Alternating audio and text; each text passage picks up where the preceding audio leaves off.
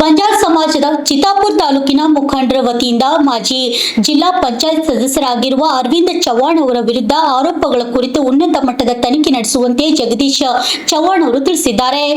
ನಗರದ ಪತ್ರಿಕಾ ಭವನದಲ್ಲಿ ನಡೆದ ಸುದ್ದಿಗೋಷ್ಠಿಯಲ್ಲಿ ಮಾತನಾಡಿದ ಅವರು, ಕಲಬುರಗಿ ಜಿಲ್ಲೆಯ ಮಾಜಿ ಜಿಲ್ಲಾ ಪಂಚಾಯತ್ ಸದಸ್ಯರಾಗಿರುವ ಅರವಿಂದ್ ಚವ್ಹಾಣ್ ಅವರ ವಿರುದ್ಧ ದಾಖಲಾಗಿರುವ ಪ್ರಕರಣಗಳನ್ನು ನಮ್ಮೆಲ್ಲರಿಗೂ ತೀವ್ರ ಆಘಾತ ಉಂಟು ಮಾಡಿದೆ.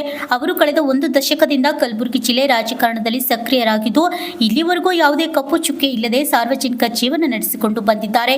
ಜನಸೇವೆ ಸಂಘಟನೆಗಳು ಹಾಗೂ ಸಮಾಜದ ಅಭಿವೃದ್ಧಿಗಾಗಿ ಅವರು ಸಲ್ಲಿಸಿರುವ ಸೇವೆಗಳನ್ನು ಇಡೀ ಜಿಲ್ಲೆ ಕಂಡಿದೆ.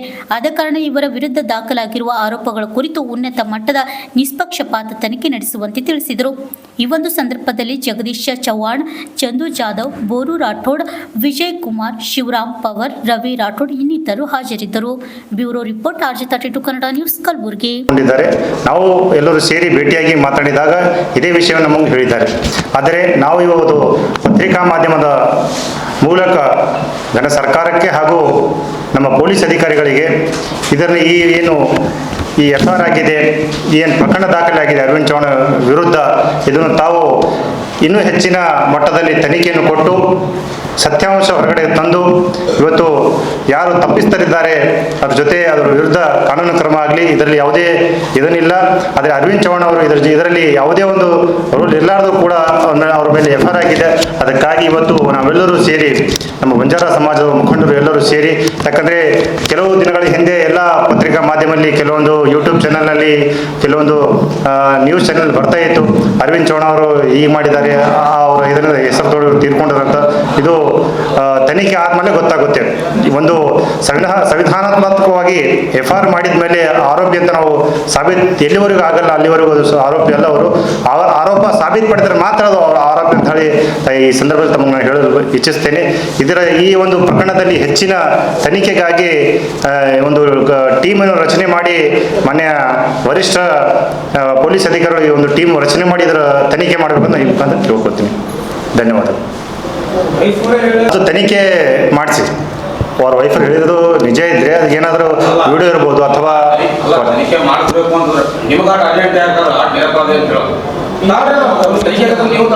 ಇಲ್ಲ ನಾವು ಇಲ್ಲ ಸಂಘಟನೆದವರು ಅವರು ಎಲ್ಲ ಸೇರಿ ಏನು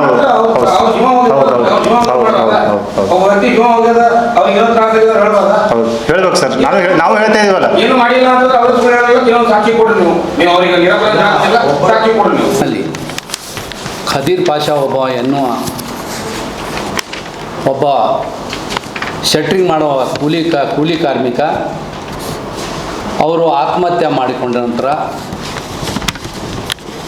ಅನಾವಶ್ಯಕವಾಗಿ ಅರವಿಂದ್ ಚವ್ಹಾಣ್ ಅವರ ಹೆಸರನ್ನು ಆ ಕೇಸ್ನಲ್ಲಿ ತಳುಕು ಹಾಕಿ ಅವ್ರ ಹೆಸರಿಗೆ ಮಸಿ ಬಳುವಂಥ ಕೆಲಸ ಅವ್ರು ಮಾಡ್ತಾಯಿದ್ದಾರೆ. ಆ ಕೆಲಸ ಏನು ಖದೀರ್ ಪಾಷಾ ಏನು ಕೆಲಸ ಹಿಡಿದಿದ್ರು, ಆ ಕೆಲಸ ಅಮಿತ್ ಮತ್ತು ವಿಜಯ್ ಕುಮಾರ್ ಚವ್ಹಾಣ್ ಅಂಥೇಳಿ ಅವ್ರ ಮಧ್ಯದಲ್ಲಿ ಆದಂಥ ಕೆಲವು ಎಗ್ರಿಮೆಂಟ್ ಇದೆ. ಅವ್ರು ಹಣ ತಗೊಂಡು ಕೆಲಸ ಮಾಡಲಾರ್ದೆ, ಲೇಬರ್ಗಳು ಮತ್ತು ಹಣನೂ ಕೊಡಲಾರ್ದೆ ಏನದ ಅವ್ರು ಕೆಲಸ ಬಿಟ್ಟು ಹೋಗಿದ್ರು. ಆ ವಿಜಯ್ ಕುಮಾರ್ ಚವ್ಹಾಣ್ಗೆ ಮತ್ತು ಅಮಿತ್ ಅನ್ನೋರಿಗೆ ಅವ್ರ ಜೊತೆಗೆ ಮಾತುಕತೆ ಆದ ನಂತರ ವಿಜಯ್ ಕುಮಾರ್ ಚವ್ಹಾಣ್ ಅವರಿಗೆ ನೀವೇನು ಹಣ ತೆಗೆದುಕೊಂಡು ಹೋಗಿರಿ, ನೀವು ಕೆಲಸನೂ ಪೂರ್ಣ ಮಾಡಿಲ್ಲ, ಅದಕ್ಕೇನದ ನಿಮ್ದು ಏನು ಲೆಕ್ಕ ಇದೆ ಬಂದ್ ಮಾಡ್ಕೊರಿ ಅಂಥೇಳಿ. ಈ ಮಧ್ಯದಲ್ಲಿ ಅರವಿಂದ್ ಚವ್ಹಾಣ್ ಎಲ್ಲಿನೂ ಆ ಖದೀರ್ ಪಾಷಾ ಜೊತೆಗೆ ಯಾವುದೇ ಥರದ ಫೋನಿನಲ್ಲಿ ಸಂಭಾಷಣೆ ಮಾಡಿಲ್ಲ, ಜೊತೆಗೆ ಯಾವುದೇ ಥರ ಮೌಖಿಕವಾಗಿಯೂ ಮಾತಾಡಿಲ್ಲ.